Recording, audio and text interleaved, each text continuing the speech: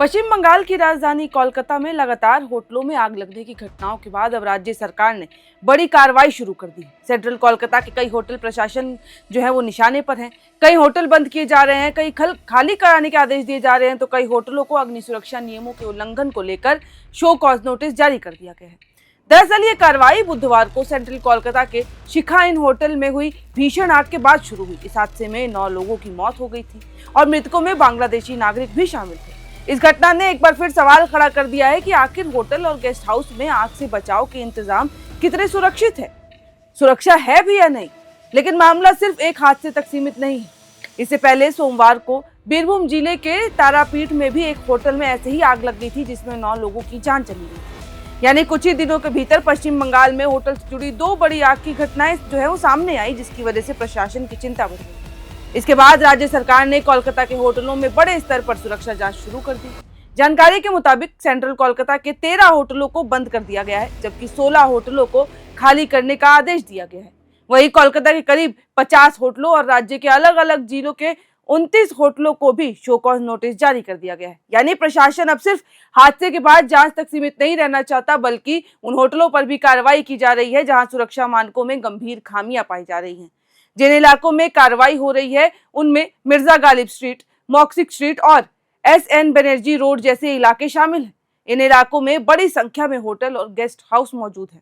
अधिकारियों की जांच में कई चौंकाने वाली बातें भी सामने आई। कुछ होटल बिना फायर लाइसेंस के चलते पाए गए, तो जबकि कई होटलों के फायर लाइसेंस 4 से 5 साल पहले ही एक्सपायर हो चुके हैं। इतना ही नहीं, कई जगहों पर इमरजेंसी एग्जिट भी बंद मिले। कुछ होटलों में वेंटिलेशन की पर्याप्त व्यवस्था नहीं है। कई जगहों पर होटल का फ्लोर प्लान ही बदल दिया गया था, तो जबकि उसके लिए जरूरी अनुमति नहीं ली गई। इसके अलावा कुछ जगहों पर तय सीमा से ज्यादा बिजली का इस्तेमाल भी सामने आया है। अब जरा सोचिए, अगर किसी होटल में अचानक आग लग जाए और इमरजेंसी एग्जिट ही बंद हो, वेंटिलेशन ठीक ना हो और सुरक्षा मानकों का पालन भी ना किया गया हो, तो वहां मौजूद लोगों के पास बाहर निकलने का रास्ता कितना सुरक्षित बचेगा। वो तो यही सोचेंगे ना कि कहाँ आके फंस गए, अब शायद कभी बच भी ना पाए। और शायद यही वजह है कि सरकार अब इस मामले में सख्त रुख अपना रही है। राज्य के अग्नि मंत्री कौशिक चौधरी ने कहा है कि कार्रवाई शुरू हो चुकी है और कुछ अधिकारियों को भी नोटिस जारी किए गए हैं। वहीं शहरी विकास मंत्री अग्निमित्र पॉल ने भी साफ कह दिया है कि होटलों का निरीक्षण लगातार जारी रहेगा और जो होटल असुरक्षित पाए जाएंगे उन्हें बंद कर दिया जाएगा। सरकार ने यहाँ तक कह दिया है कि अगर जरूरत पड़ी तो 100 होटल बंद करने के बाद भी कार्रवाई नहीं रुकेगी, कार्रवाई ऐसे ही बढ़ती जाएगी। यानी आने वाले दिनों में कोलकाता और पश्चिम बंगाल के दूसरे हिस्सों में भी कई और होटलों पर कार्रवाई देखने को मिल सकती है। अब सबसे बड़ा सवाल यह है कि आखिर इतने होटल बिना वैध फायर लाइसेंस या फिर पुराने लाइसेंस के साथ कैसे चलते रहे। इमरजेंसी एग्जिट बंद होने और सुरक्षा मानकों के उल्लंघन के बावजूद इन होटलों पर पहले से कार्रवाई क्यों नहीं की गई। क्योंकि आग लगने के बाद जांच और कार्रवाई अपनी जगह है, लेकिन असल जरूरत यह है कि ऐसे हादसे होने से पहले ही सुरक्षा नियमों का सख्ती से पालन क्यों नहीं किया जाता। कोलकाता में हुई इन घटनाओं ने होटल कारोबारियों, प्रशासन और आम लोगों तीनों के लिए बड़ा सवाल खड़ा कर दिया है। क्योंकि होटल में कमरा बुक करते वक्त कोई भी व्यक्ति ये नहीं सोचता कि जिस जगह वे रात गुजारने वाला है वहां आग लगने की स्थिति में बाहर निकलने का रास्ता कितना सुरक्षित है भी या नहीं।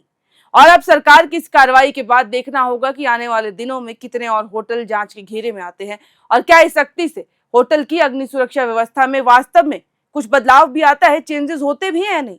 फिलहाल इतना तय है कि कोलकाता में लगातार हुए इन 2 बड़े हादसों के बाद सरकार ने अब होटल सुरक्षा को लेकर बड़ा एक्शन शुरू कर दिया है और जिस तरीके से प्रशासन जो है वो जवाब दे रही है, अपनी बातें रख रही है, ये तो तय है कि आने वाले समय में ऐसे और भी हम कार्रवाई देख सकते हैं जहां होटलों पे ताले लगे नजर आएंगे और सिर्फ कारण एक होगा सुरक्षा व्यवस्था का, जिनकी वजह से इतनी बड़ी चूकें हो रही हैं और जिसकी वजह से इतने लोग बेमतलब का अपनी जान गंवा दे रहे हैं। फिलहाल इस वीडियो में इतना ही, लेकिन अगर ऐसी और भी कोई खबर आती है, कोलकाता में ऐसी कार्रवाई और कब कितनी तेजी से आगे बढ़ती है, हम आपको सब बताते रहेंगे इस वीडियो में। इतना ही, और ऐसी तमाम खबरों के लिए आप देखते रहें air now. FRP pressure vessels are made using fiber reinforced plastic, a powerful combination of high strength glass fibers and corrosion resistant resin. At Duraplast, we manufacture these vessels using advanced filament winding technology. Layer by layer, resin-coated glass fibers are precisely wound over a rotating mold, creating a structure that is lightweight, high strength, and built to handle pressure. The result? superior corrosion resistance, longer lifespan, lower maintenance costs for industries that demand performance without compromise. For customized FRP pressure vessel solutions,